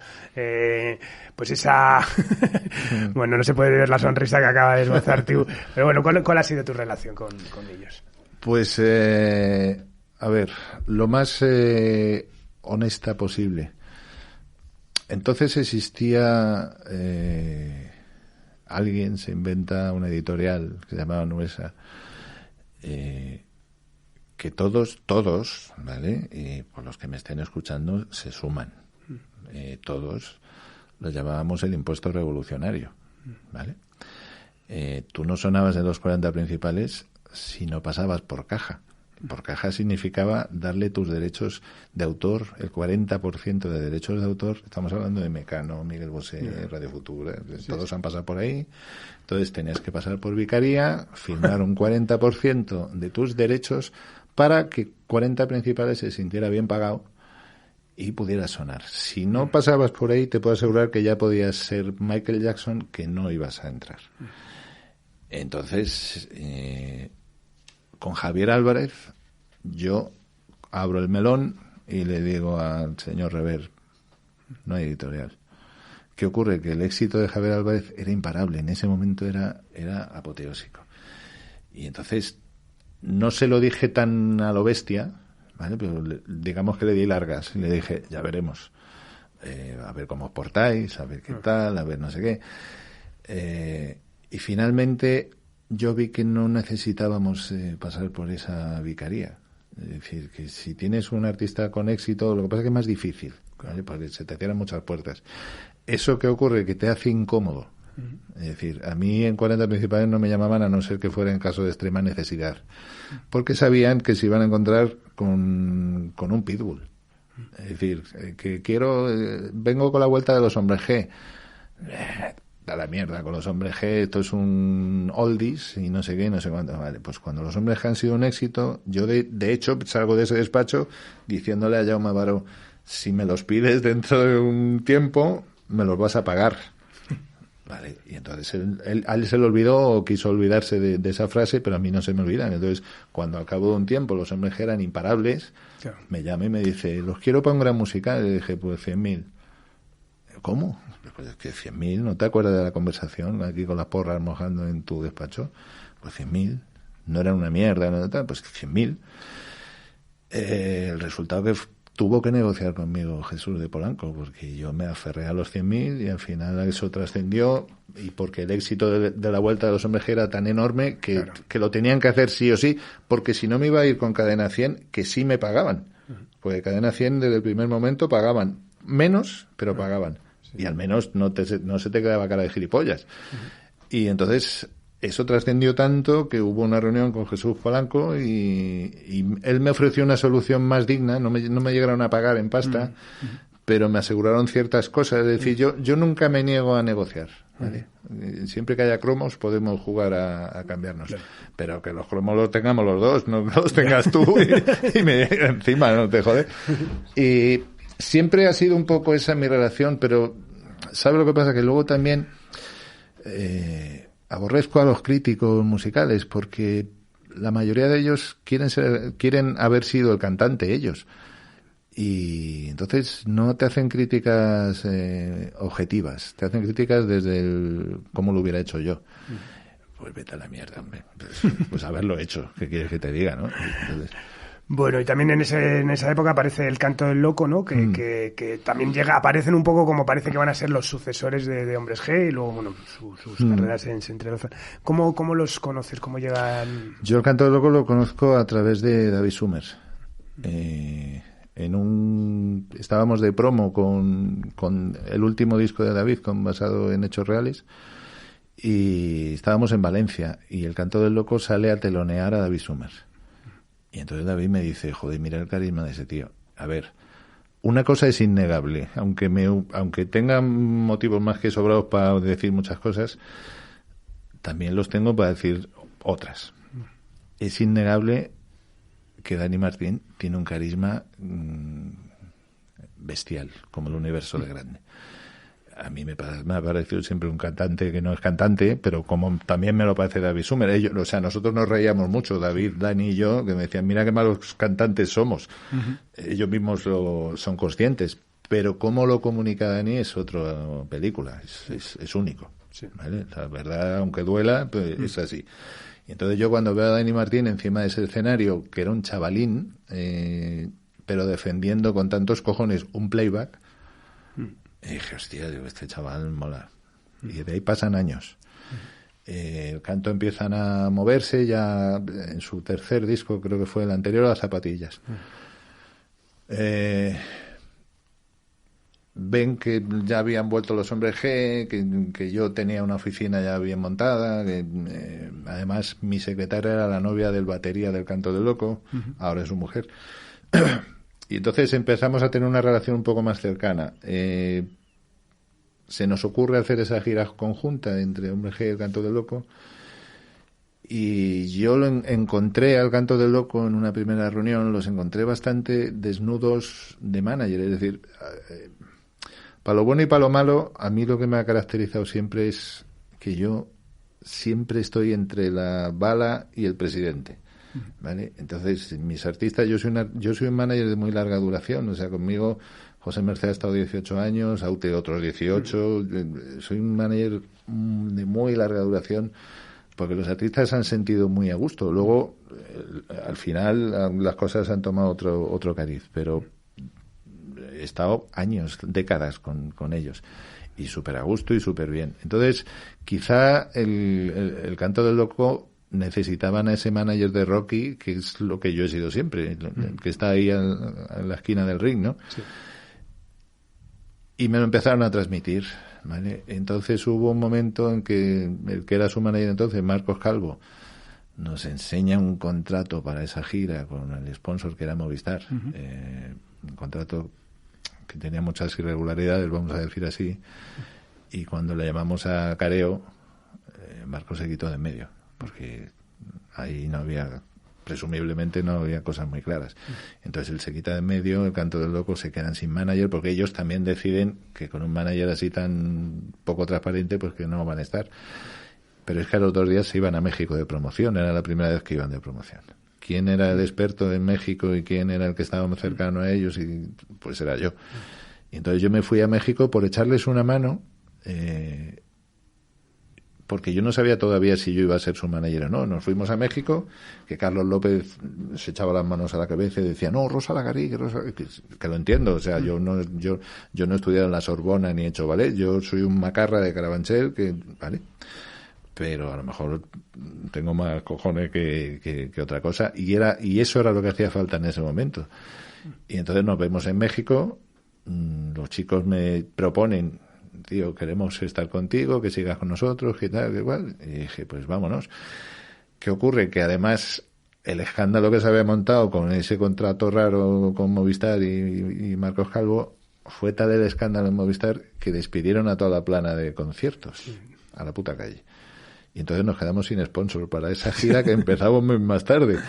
Con todos los conciertos ya anunciados, yo tenía carteles hechos de Movistar te trae al Canto del Loco y los Hombres G en concierto, que esos nunca salieron. Y en México tomamos la decisión, como te digo, hay que echarle un par de huevos. En mitad de un tiroteo en la calle, unos policías que habían detenido unos tal, estábamos todos agachados en la van con las balas, y miro a Dani Martín que estaban aterrorizados. Yo no es la primera vez que me encuentro con algo así. Y le miré y le dije, ¿a que no tenemos cojones de hacer el Calderón? Y me mira Dani y me dice, sí, haz el Calderón, haz lo que quieras. Y entonces, ahí mismo cogí el teléfono, llamé a mi oficina y dije, cerrar el puto Calderón. Mi oficina estaban igual de aterrorizados. ¿Pero qué Calderón? ¿Pero cómo? Y dije, sí. Y llenamos el Calderón con 20.000 carteles. Sí. No fue, vamos. Era lo único que teníamos, 20.000 carteles, porque no había para más. Claro. Y lo hicisteis sin sponsor. Y nada, a sí, pelo. Sí. Y en contra de las dos compañías, ahí estaba Dro y estaba Sony. Uh-huh. En Sony, Carlos López amenazándome con acciones judiciales si yo me enfrentaba al Calderón, porque eso iba a ser un desastre.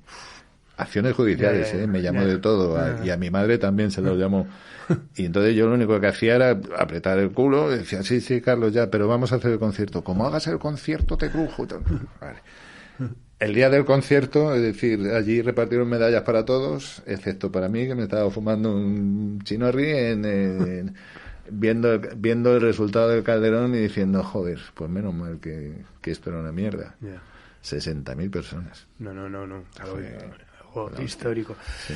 Bueno, luego ya en éxitos también, pues con lo de las Ketchup y la explosión de la SRG, Vicente Amigo, con el que has tenido una relación más que especial, bueno, Marta Sánchez, incluso Los Suaves, ¿no? O sea, en ese momento, bueno, eras el gran manager, Aire Música era la gran oficina, pero bueno, todo cambia un día del 2010, ¿no? Donde recibes una notificación con una querella criminal por apropiación indebida interpuesta por el Canto del Loco, ¿no? He leído varias versiones, de unas y de otros, al final, sí, aparte yo no soy quien para juzgar nada, y sé y conozco la que cuentas en tu libro. Pero bueno, como que intento que Simpatía por la Industria Musical tenga también un aspecto sobre todo didáctico, pues bueno, me gustaría pues darte, por supuesto, el micrófono que ya lo tienes y que nos cuentes qué es lo que pasó, cuál es tu teoría de los hechos y cómo puede ser que una persona que en su móvil te tenía como papá, ¿no? Que es Dani Martín, tenía... pues acaba presentando una querella así. ¿Qué crees que es lo que pasó? Pues, a ver, mi versión. Dani Martín... Y voy a personalizarlo en Dani Martín, porque a pesar de que los otros dos se sumaron, los otros dos no eran más que unos lacayos de Dani Martín. En el Canto del Loco se hacía lo que Dani Martín quería. O sea, esto es así y así ha sido hasta el final. Daba lo mismo que hubiera sido yo como que hubiera sido la Madre Teresa de Calcuta, daba igual.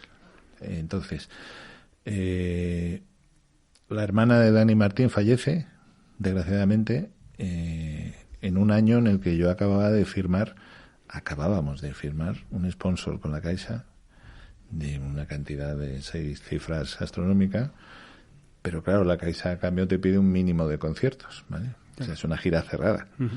En la que tienes, imagínate un contrato de la Caixa, ¿vale? Sí. O sea, si es para una hipoteca y, y ahí estás pagando tú, pues cuando pagan ellos, imagínate el contrato que te llega, ¿no? Y entonces yo tenía un contrato más que blindado hasta la medida de donde yo había podido negociar, pero hay un momento en el que es sí o sí. Vale, pues eso lo tenemos cerrado, con el acuerdo total de los chicos, ¿vale? Bueno, pues hasta ahí perfecto. Yo tenía en la mesa de mi despacho, tenía 80 y tantos contratos, propuestas de contratos de mogollón de actuaciones de ese año, afortunadamente sin firmar, ahí en la mesa, 80 y tantas. Y recibo la noticia de lo del fallecimiento de la hermana. Pues qué putada, a mí me pilla llegando con los hombres G a Acapulco, y en el mismo avión que aterricé llamo desde el aeropuerto aquí y a mi oficina y me dicen, oye, ¿qué ha pasado una cosa con Dani y tal? Total, que le llamo y en ese momento Dani se me pone al teléfono llorando evidentemente que Miriam ha muerto. Bueno, pues en ese mismo avión que yo había llegado a Acapulco me volví para España, en el mismo. O sea, yo no salí del aeropuerto, les dije a los hombres que, oye, quedaros con el Esquimal, que era nuestro asistente, que quedaros aquí con el Esquimal, desarrollar vosotros la gira, si en algún momento puedo pego otro salto y ya me uno, pero que me tengo que ir a esta movida.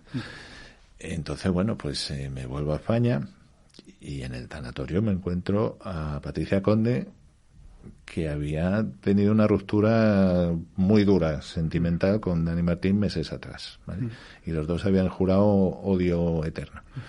Pues me encuentro en el tanatorio, entre jantos, a Patricia. Bueno, pues yo no soy quien para opinar de nada. Entonces saludo a Patricia, ¿qué tal? ¿Cómo estás? Qué putada, no sé qué. Bueno, pues no sé si ese día o el día siguiente o 3 días más tarde deciden volver a intentar su relación. ¿Vale?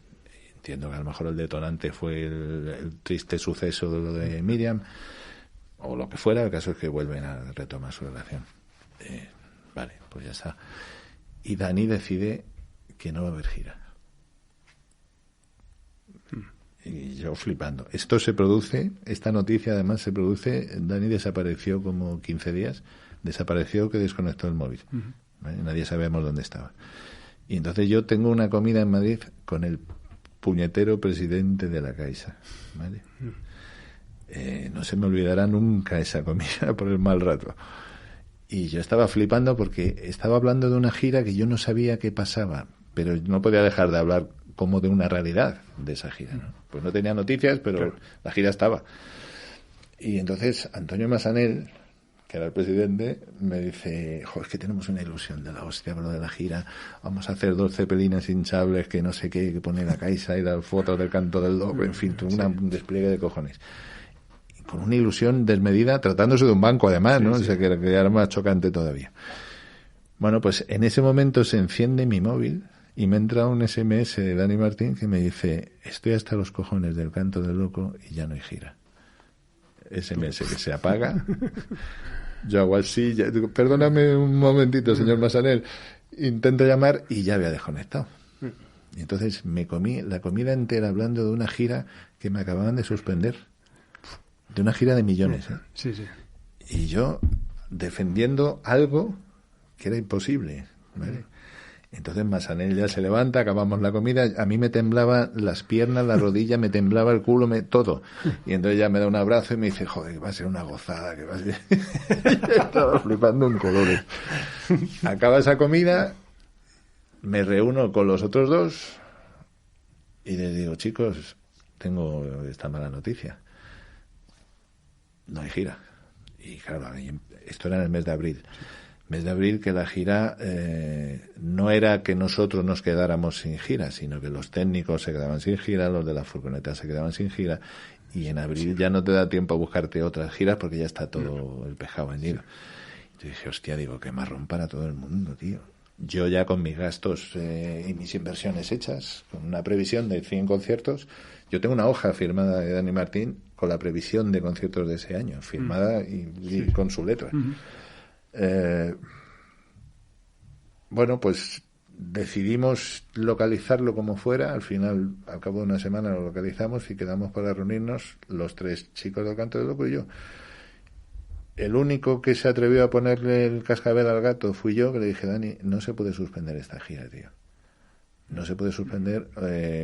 Entiendo que si se suspende por razones psicológicas, porque no puedes superar lo de tu hermana, que es entendible, entiendo que podemos tener un certificado médico que yo pueda enseñar y con eso nos cubrimos las espaldas, porque tengo a la Caixa ahí, que además ya habían pagado, ¿vale? Entonces, a ver cómo coño hacemos esto.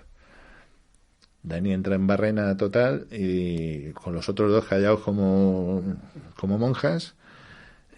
Los otros 2 que media hora antes me habían dicho, claro, yo es que el colegio de mi hija ya no lo voy a poder pagar y la hipoteca y el no sé qué. Y dije, bueno, vamos a solucionar esto como sea, porque hay muchas cosas en juego. Y la excusa no era que es que estoy malo por lo de mi hermana, que hubiera sido muy razonable. La excusa era, estoy hasta los cojones del Canto del Loco y es que en verano mi chica se va de vacaciones. Y yo me voy con mi chica de vacaciones. Entonces eso sí era un poco menos comprensible. Yo quedo como el malo de la película. Lo único que te interesa de mí es el dinero. Decía, no, tío, que no es de mí, que somos 80 personas en gira, o sea, que iban 2 autobuses llenos de técnicos. Digo, que lo vamos a dejar en la puta calle, en la mierda a todo el mundo. Y a partir de ahí Dani entra en una fase odio hacia mí, porque me ve como un recaudador. La gira que inicialmente iban a haber sido 100 conciertos se quedaron en 15 y fue un desastre, una ruina y la hostia. Y entre medias aparece un abogado amigo de Patricia y por ende amigo de Dani, que le dice, pues lo que tenéis que hacer es tu carrera en solitario, no sé qué. Entonces se empieza a crear una bola de mierda gigante. Y hay una actuación en Mallorca en la que Dani y yo discutimos muy fuertemente,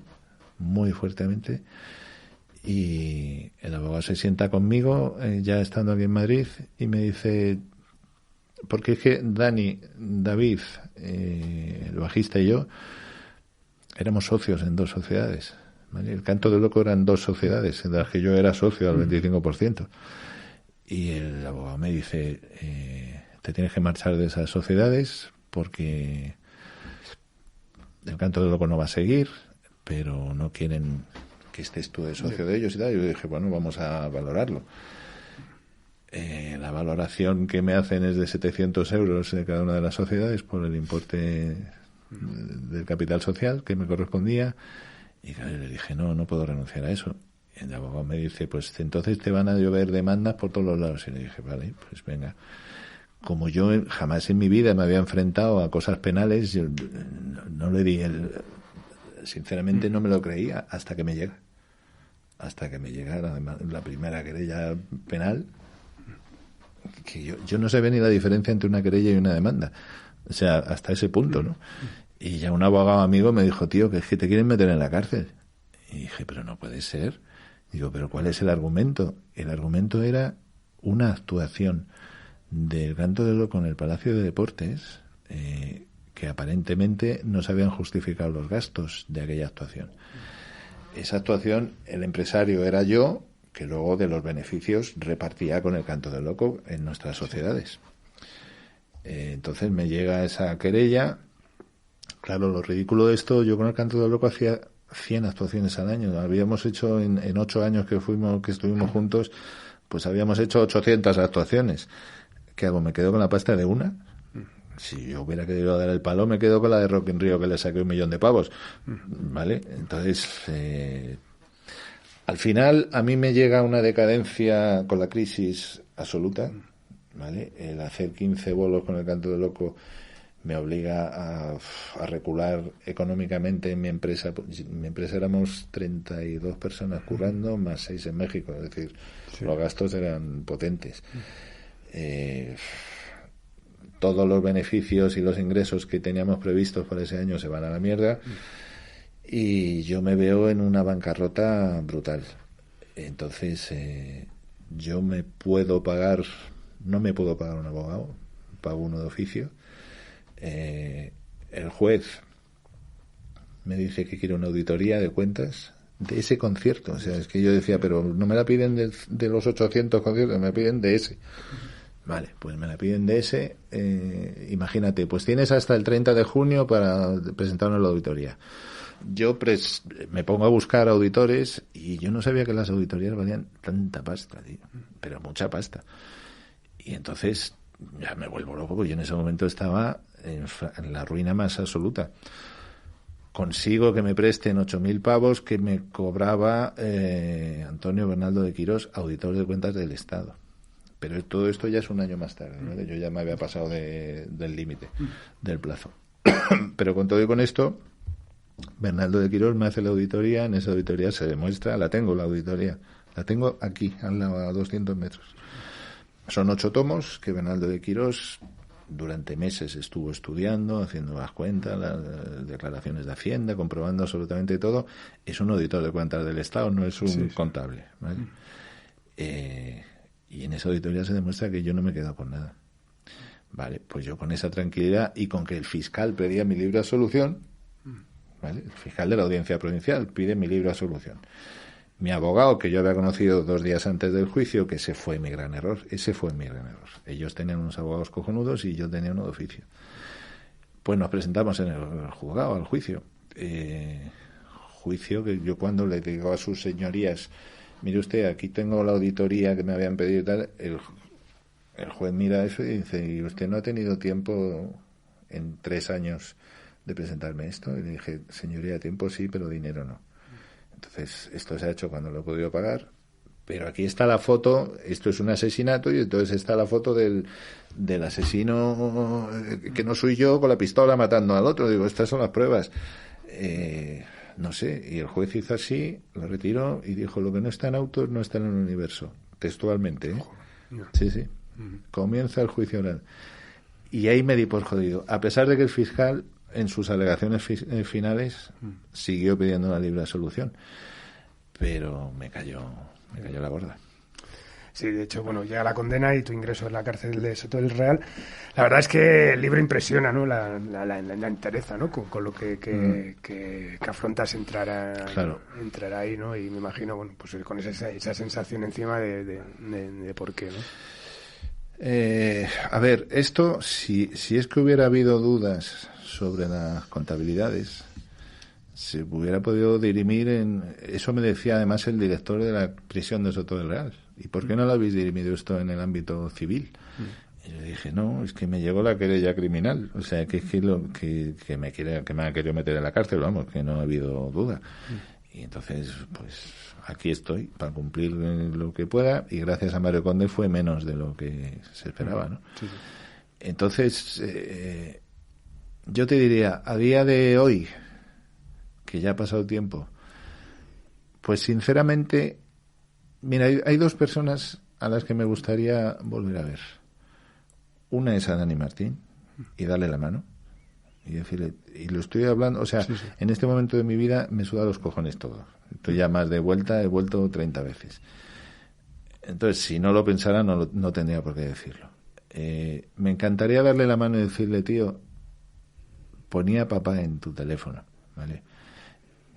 Ya no te digo que lo vayas a volver a poner, pero por el recuerdo de papá y que para mí eras un hijo y de tantas cosas que han pasado juntos y buenas, pues vamos a olvidar esa mierda. Pues yo voy a olvidar, ahí adentro me comí unas mierdas como el sombrero de un picador. Pues ya está, tío, pasado está y pasado queda, y dame la mano, y no hace falta que nos volvamos a hablar si no quieres. Pero ya está, ya pasa, ¿no? Y la otra es Paco Martín. A Paco Martín, más por lo personal. Es decir, Paco y yo hemos tenido siempre una carrera paralela, ¿no? Paco ha puesto en juego la casa de sus hijos para sacar un disco, y yo ponía en juego la casa de mis hijos para sacar adelante un concierto, y siempre hemos estado ahí y tal. Y cuando pasó esto, Paco escribió una cosa un poco cruel en su Facebook.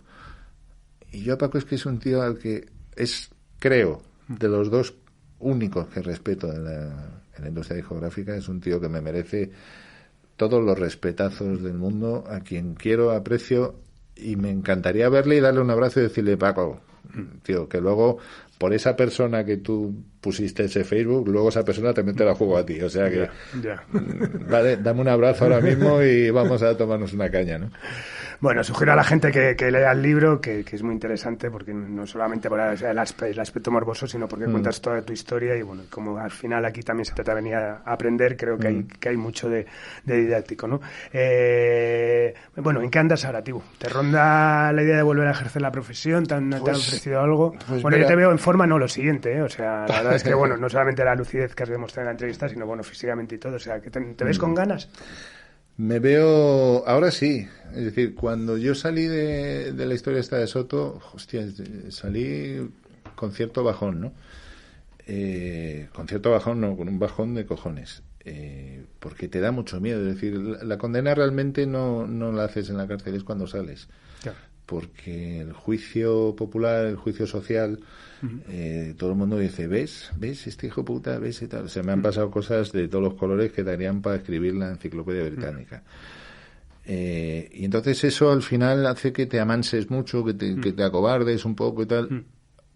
Apareció una persona fantástica en mi vida, Yolanda, que renovó muchos aires y sobre todo muchas sonrisas, y me dijo, tío, si tú lo que has hecho toda tu vida es música, entonces no vuelvas al tsunami, o vuelve si es que hay que volver, pero tío, si desde que te levantas por las mañanas pones música, antes de tomar el café ya está oyendo música en la casa, y cuando te acuestas te pones unos cascos para seguir oyendo música, ¿qué cojones vas a hacer ahora? ¿Trabajar en una gasolinera? Y entonces poco a poco, digamos que me ha ido volviendo a nacer las ganas. El problema es que no encuentro el talento. Es decir, tengo un proyecto maravilloso con un buen amigo que es Javier Álvarez. Estoy retomando su carrera. Javier y yo nos retomamos primero la amistad en la cárcel. Es decir, yo como preso y él como invitado que vino a cantar. Y los dos flipamos en colores. Imagínate la sensación, ¿no? O sea, de vernos ahí y decir, hostias, yo de preso y él. Hizo un concierto maravilloso, y le dije, cuando salga, y de hecho lo pongo en el libro, cuando salga de aquí voy a volver a ser tu manager. Y me dijo, venga. Y estamos ahora juntos currando y estamos en ese proyecto. Desde mi admiración absoluta hacia él, que como digo en el libro, Javier volverá a triunfar cuando a él le salga de los cojones, porque el tipo tiene un talento total. Bestial, y lo único que necesita es encontrarse a sí mismo y hacer lo que le salga de los cojones y decidir, ahora me lo como, y se lo va a comer. O sea, en algún momento habrá una canción maravillosa que se colará. Pero eso es más como una cuestión personal entre Javier y yo, ¿no? Más que profesional, que espero que llegue a serlo. Y a nivel de gente nueva, primero odio el reggaetón y todo ese rollo, sí. Entonces no puedo ser objetivo valorando eso porque no me interesa un carajo. Y luego es que, joder, intento buscar talento, pero no lo hay, son otros tiempos, ¿no? La industria ha cambiado mucho, el rollo digital es otra película, los que estaban ya no están. Y fíjate que lo único que me apasiona, me encantaría que Paco, a lo mejor Martín, me dijera, hay unos tíos en Zimbabue que son la hostia, así como se ponía Paco, que da que la pasión esa, ¿no? Y decir, hostia, pues vamos a escuchar a los de Zimbabue. Si encuentro a alguien con talento, van a encontrar al manager de Rocky otra vez diciéndole, suelta el dragón, suelta el... Claro. Qué bien. Pues nada, por mi parte todo el ánimo y ojalá te veamos otra vez en el ruedo más pronto que tarde. Así que nada, muchísimas gracias por tu placer, palabra, por tu testimonio y prometo traerte un cuadro de 4 metros y encontrar sitio. Nada, haremos un hueco. Pues nada, muchísimas gracias. Nada, despedimos una nueva entrega, esta emocionante entrega de Simpatía por la Industria Musical desde el estudio Alfonso Santisteban de la calle Almirante, con Laura Rodríguez a los mandos, y nos vamos con una canción en la que nuestro invitado de hoy participa. Nos vamos con el rock and roll Dudua de Ramoncín y VC. Adiós.